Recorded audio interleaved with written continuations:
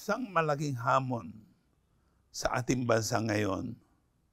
Paano tayo, I hate to use the term, magroro o lalangoy sa dagat ng kaguluhan, uncertain seas na nilikha ng mga patakaran na may ugat natin sa mga nakabibiglang proklamasyon ng Pangulo ng Amerika. Walang duda, ang Amerika po ang #1 economic power. Ang problema, ang proklamasyon, patakaran na nangyayari, nanggagaling sa Amerika, ang laki ng effect sa daigdig. Meron pa nga po tayong kasabihan noon, pag sinipon si Uncle Sam, may pulmonya si Juan de la Cruz. So, tayo ba ay hindi maapektuhan ng tinatawag na Tariff 1 na inilunsad ni President Trump, na nabigla ang buong mundo, nabigla ang mga stock market, nabigla ang bond market. Pero sa atin po bilang mga Pilipino, at lalo na sa hanay ng paggawa, ano ba ang epekto sa employment? Anong epekto sa economy? Well, kami po dito sa nag-aaral ng nangyayari sa economy in relation to workers and jobs. Una po sa lahat, nais namin liwanagin, ang ating economy nakatuntong sa two economic legs. Ito po ang sabi mismo ng Asian Development Bank. At wala namang tumututol dito. What is the first leg? Ang first leg po ay remittances ng overseas Filipino workers. Dumami ng dumami po yan. Mahigit, nagsimula sa 50,000 ng mga 1975. Ngayon po mahigit na 11 million na yata. Nagre-remit ng $36 billion a year. Yan po ang tinatawag nating source ng consumption. Kasi sabi nila sa GDP natin, 70% daw. Consumption-driven. Pero kung consumption, sino nagko-consume? Di yung may pera. Sino may pera? Yung may remittances. So, yan po. And sabi ng study ng World Bank, 30% ang contribution, ang dependence ng bansa dito sa remittances. Nadagdagan pa ito nung starting ng mga 2000. You see, 1997 nang itinayo sa Pilipinas yung call center ng America Online, AOL, sa Clark. Pero dumami ng gusto yan ng mga nung mga second term na ni GMA, Gloria Macapagal-Arroyo. So, at yung latest na nakita ko, almost 1.5 million ng workers yan. At ang kinikita ay almost $35 billion. Except lang, may palatandaan po na medyo humihina because nga sa pag-rise po ng artificial intelligence, robotization, automation, chatbot, at ito naman sa OFW, ang problema natin, dahil nga din sa nangyayari sa daigdig, all of a sudden, merong reaction sa maraming panig ng mundo, lalo na sa mga labor-receiving countries na may labanan ngayon ng tinatawag nila national interest, na kumisan ang interpretation kasama sa national interest jobs for their own nationals. So halimbawa sa Saudi Arabia, matagal nang meron silang Saudization, jobs for the Saudis. Ngayon, tinutulak na gusto. But in Europe and in North America, meron pang element ng racism. Umuwi kayo. So, nabasa po natin yung mga pananakot sa Amerika. Marami tayo mga nagtatago, TNT, tago ng tago, na napipilitang magsiuwi, hinahanap sila, kasi pati na yung mga, marami hong Pilipino, hindi nyo alam, sila nag-operate ng tinatawag na home for the aged na private. Mura po yun. So, now, ang question pong malaki, how do we navigate? And ano mangyayari sa Pilipinas? Pag ito pong maapektuhan itong OFW at saka itong tinatawag na BPO, medyo malaking problema. Sa BPO naman, ang effect naman po dyan, merong effect na kung tawagin ang gusto ni Donald Trump, make America great again by bringing in investments na nawala sa Amerika, pabalik sa Amerika. So, sabi niya sa Japan, okay, wala kami problema sa iyo, but invest in America, create jobs in America. Pero sa mga American companies na nawala sa Amerika, balik kayo. So, reshoring ang tawag dyan. Balik kayo. So, yan po medyo naapektuhan yung mga BPO. At yung kasabay dyan, yung epekto po ng automation, robotization. So, merong ganyang direksyon. So, ano ang paghahanda natin? Pati rin po yung ating some industries, hindi naman kalakihan ng mga industry ng Pilipinas compared to our neighboring countries, but we have the electronics and the semicon. Yan po ay bahagi ng tinatawag na global supply chain. And now, how do you, in fact, meron already, may pailan-ilan po, hindi ko lang masabi dito, ilang mga company na nagsara na at umalis sa Pilipinas. Pero, ngayon, madadagdagan ba ito? Global supply chain. Ito po'y pinag-uusapan sa buong mundo. Sapagkat itong MAGA ni President Trump means ang gusto niya mabalik sa Amerika ang kanyang manufacturing prowess. Alam po niyo na krisis yung tinatawag nila Midwest, yung pagsasara ng maraming pabrika dyan. Dati naglilika ng mga tinatawag na blue-collar jobs. Ito yung hinahanap-hanap ng Vice President ni Donald Trump, si J.D. Vance, na nagsulat pa ng libro tungkol sa krisis ng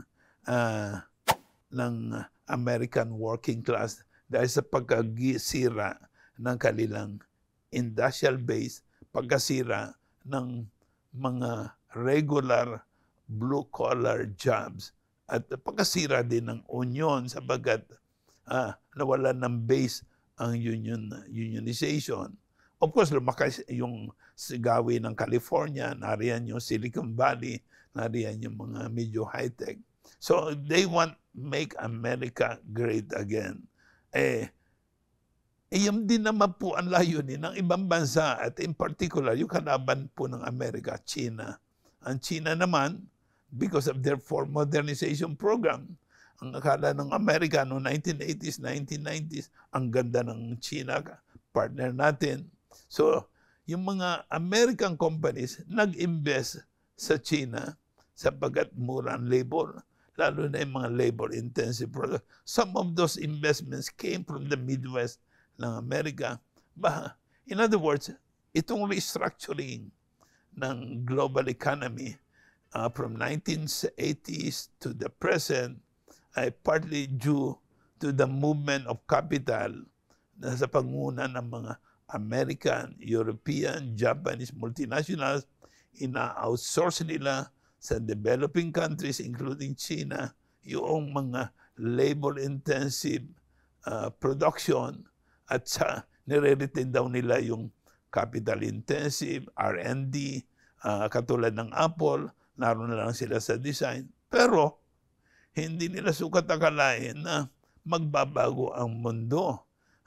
Ang China would acquire more and more capacity to develop higher and higher type of product in terms of technology, in terms of yung inputs at sila mismo ay maging competitor ng some of the big industrial companies in Europe and in America and Japan. So, yan po ang issue dito sa tinatawag rebalancing.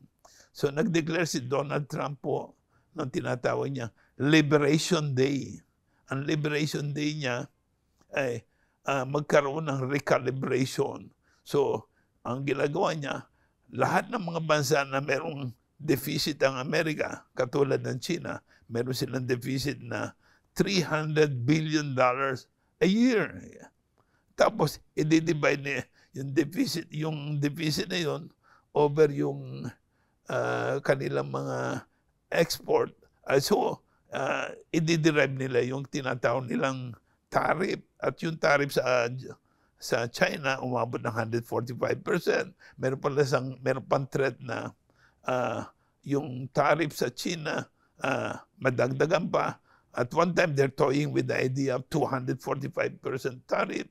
At yung mga bansa na dinadivert yung mga products ng China for export to US, katulad ng Cambodia, they're even thinking of a sanction na as high as a 3,000% tariff. So anyway, ganyan po katindi ang labanan kasi with higher and higher tariff, that means mababawasan ang pagpasok ng mga imports at iniisip ni Trump na magkakaroon ng lalakas uli yung manufacturing. Pero ang hindi maliwanag dito, ang effect ng ganito, ganito na ang daigdig natin, ay yung tinatawag na disruption globally. And can you rearrange the global economy just like that? At saka, in the case of the Philippines, ang effect po sa atin, sabi nila, maliit lang. Maliit lang daw sapagkat ang tariff na impose sa atin 17%. Kasi maliit. Halos walang, hindi ko alam kung may surplus tayo o kung meron man, napakaliit. Sapagkat napakaliit ng ating trade relations with the US. Mas malaki pa ang relasyon natin sa China today. I think number 5 trade partner lang natin ang US. At saka ikalwa, yung ating mga taripa, dahil tayo po'y napaka-masunurin sa World Trade Organization.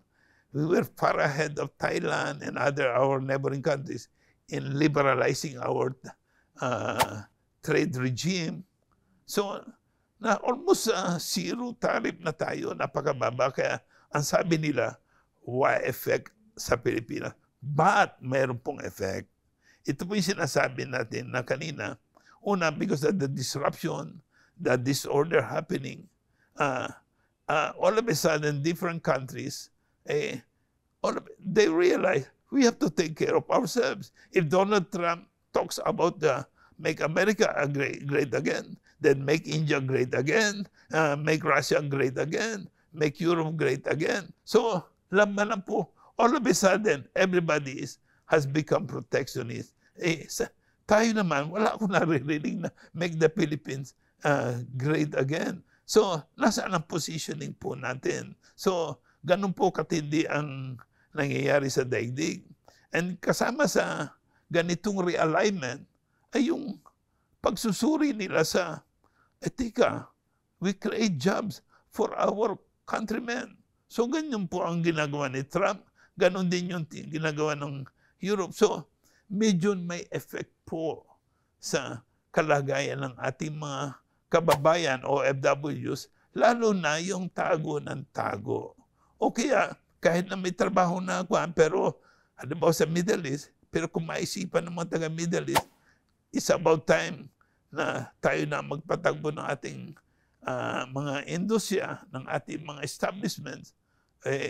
Pwede ba mga Pilipino umuwi na muna kayo? Naku, hindi may effect po yan. Hindi naman siguro biglaan yan. Pero incrementally may effect po. At yung sinasabi kong second leg of the economy, BPO, may effect din po yun. Dahil ang gusto ng pattern is make every country great again by developing one's capacity. But on top of all of this, yung uncertainty na nangyayari sa daigdig. At meron mang mga great again, pero yung uncertainty, ang laki po ng effect. Ano po yung uncertainty? Kasi ang akala ni President Trump, mariribala siya ang daigdig at in favor of America. Pero ang isa pong effect nitong globalization of the last 4 or 5 decades, yung outsourcing ng mga multinationals, yung tinatawag na financialization of the global economy, yung movement ng capital. And kasama po dyan, yung development ang mga stock market, interlinked. At tapos po, yung bond market. So ngayon, nangangamba ang Amerika ngayon na bakit ba ang Japan at China parang malaki pa lang holdings nila ng American securities, nag-aalis. Tapos yung effect po naman ng pagbagsak ng isang stock market, meron po yung chilling effect sa investment. So, well, in terms of economy, you shy away from investing, and dahil hindi mo alam anong mangyayari kinabukasan, pag ganun po, nag-speculate para mauuli yung 2008, 2009, 2010 global financial crisis. So, ganyan po. At tapos, meron pang danger na mauwi yung trade war to something more physical. At yun po ang kinatatakutan ng marami dito sa US-China trade war. So, nakikita po natin, grabe ang ginagawa ng military upgrading ng China in preparation, well, sabi niya in response sa ginagawa ng Amerika at sa Taiwan. But you see, parang nahihila tayo dito sapagkat dito po sa Pilipinas, nagbukas tayo sa US, Australia, New Zealand, Japan, AUKUS, yung nagkaroon tayo ng 9 industrial military bases. Ang sabi ni Senator Amy Marcos, baka nga 23 o 25. At ang Northern Luzon, nag-host ng Typhoon missile launcher na capable of launching Tomahawk missiles na ang range yata 500 miles. It can reach any city in China. Sabi ko ba? So, yung economic uncertainty, nadagdagan pa ho na mga uncertainty sa national security ng ASEAN, ng Pilipinas in particular. Of course, I need not discuss yung nangyayari po sa West Philippine Sea. Dagat natin yan, pero pinapasok ng China. So, all of this ay may effect po sa economy and eventually sa labor market, sa employment. So answer the question, how do we position ourselves? How do we navigate? So dito po, dito sa UP may mga discussion po kami na ano nga ba ang senaryo na nangyayari sa Pilipinas, sa Asia, given itong global disorder. Meron po kami mga kasama rito sa UP na nagsasabi na it's time na tingnan natin ang pamamaraan how we can stand as a country independently. Parang sang-ayon sa sinasabi ng ating saligang batas, sang-ayon sa panawagan ng ating mga bayani na dapat tayo maging talagang isang bansa na kayang tumindig, may lakas. Pero paano tayo titindig ng kaya? Ay yung nga po, babalik at babalik tayo sa pangangailangan. Palakasin na naman yung ating industrial base. Palakasin yung, hindi tayo dapat lagi na lang umaasa sa labas. Tayo po ay nahiratin itong ang 4, 5 decades sa utang. Pumasok tayo sa IMF Hospital, 1962 po. Kailan tayo nakaalpas? Parang nito lang, hindi rin tayo nakaalpas noong mga 2007 o 2008, merong exit program sa IMF, except may kasunduan na every year, i-review ng IMF at Pilipinas ang economic situation. Pero sa World Bank, pumasok tayo noong 1962, hindi po tayo nakakalpas. Palaki ng palaki. At ang isang kinakabahan natin, ang utang natin ngayon, the latest is nitong March, 16.68 trillion peso.